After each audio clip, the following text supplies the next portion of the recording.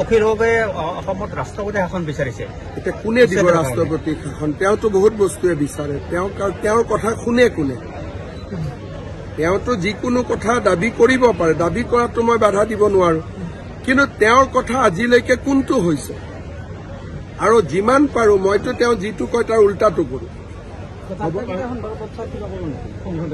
যেতিয়া সংশোধনী হয় হ'ব, আমি সহযোগিতা কৰিম। বিটিচিটো উচ্ছেদ চলিব পাৰে নেকি? প্ৰথমতে 26টা জনগোষ্ঠীৰ ৰাইজে মাটিৰ অধিকাৰ পাব। এতিয়া বিটিচিত উচ্ছেদৰ কথা কোৱা পৰিৱেশটো অহা নাই, কাৰণ আমাৰ খিলঞ্জীয়া মানুহৰ হাততো মাটিৰ পট্টা নাই। গতিকে প্ৰথম যেনেকে আমি অসমত এভিকশ্যন কেতিয়া কৰিছো, যেতিয়া বসুন্ধৰা দি খিলঞ্জীয়া মানুহখিনিৰ চিন্তা ভাৱনা আমি নোহোৱা কৰিছো। গতিকে উচ্ছেদলৈকে অহাৰ আগতে এটা প্ৰক্ৰিয়া থাকে।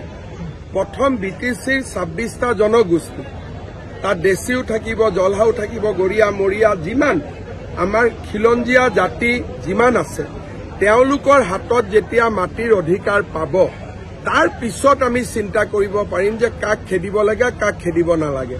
কিন্তু নিশ্চিতভাৱে অসমত যিমান পৰিস্থিতি গম্ভীৰ, বিটিআৰতো পৰিস্থিতি গম্ভীৰ, জনগাঁথনিৰ বিটিআৰত পৰিৱৰ্তন হৈ আছে। প্ৰত্যেকবাৰে মই দেখি আছো যে এটা বিশেষ সম্প্ৰদায়ৰ ভোট ইয়াতে বাঢ়ি আছে, আৰু সেইটো যদি হৈ থাকে তেতিয়াহ'লে বড়োসকলে ইমান কষ্ট কৰি আন্দোলন কৰি বিটিএডি গঠন কৰা বা আমাৰ মানুহ যিখিনি ইয়াত আছে কাৰো হাততে ৰাজনৈতিক অধিকাৰ নাথাকিব। গতিকে বিটিআৰৰ চিটুৱেশ্যনটো গম্ভীৰ, কিন্তু তাৰ আগতে স্থানীয় আৰু খিলঞ্জীয়া মানুহখিনিক মাটিৰ অধিকাৰ দি ল'ব লাগে। সেই কামটো যদি আমি 2 বছৰ 3 বছৰ কৰিব পাৰো, তেতিয়াহ'লে বাকী কামটো ইমান টান নহয়।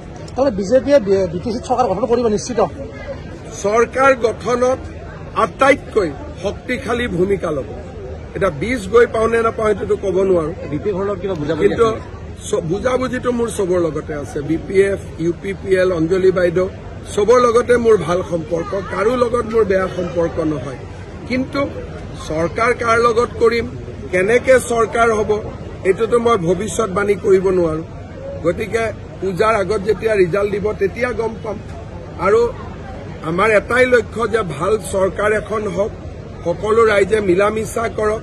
অসমত যেনেকে আমি ইটো সিটো গালি পাৰি ইলেকশ্যনত মিটিঙত দিওঁ, ইয়াতো আপোনালোকে দেখিছে যে মই কাকো সমালোচনা কৰা নাই। মই বিচাৰিছো যে শান্তি আৰু সমন্বয়টো থাকক, ৰাইজৰ সমস্যাবিলাক সমাধান হ'ব।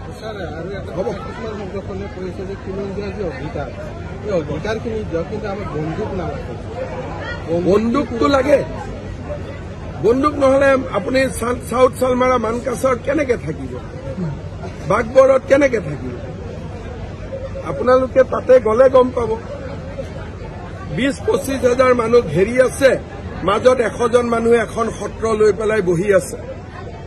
তো তেওঁকতো কিবা এটাতো লাগিব ন, আৰু আমিতো এনেই নিদিওঁ, বিচাৰ বিবেচনা কৰিহে দিম।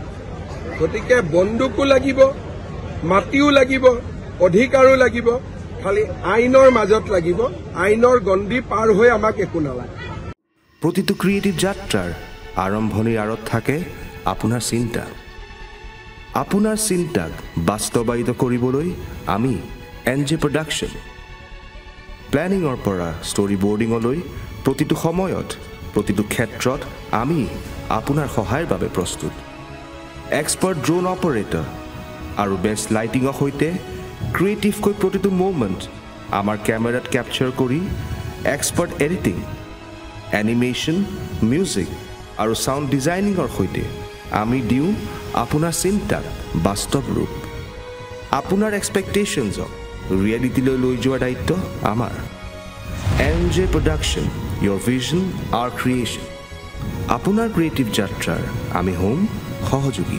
NJ প্ৰডাকশ্যনৰ সৈতে আজিয়ে যোগাযোগ কৰক।